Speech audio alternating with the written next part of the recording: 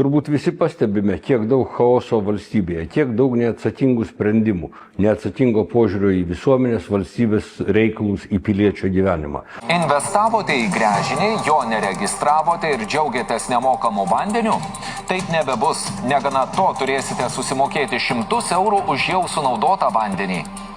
Vanduo, kuris buvo išgaunamas ir neapmokestintas, tai už jį reikia susimokėti. Liberalai yra ta partija, kuri siūlo atsakingai sverti visus sprendimus ir prisimti atsakomybę visiems kartu. Aš iki šiol visiems viešai sakydavau tiesą, kad aš nesu vartojęs narkotikų, bet po kolegės Morganos Danielės pasakymo noriu dabar prisipažinti, aš esu vartojęs narkotikų ir ne vieną kartą, bet nelaikau savęs įgudusių narkomanų.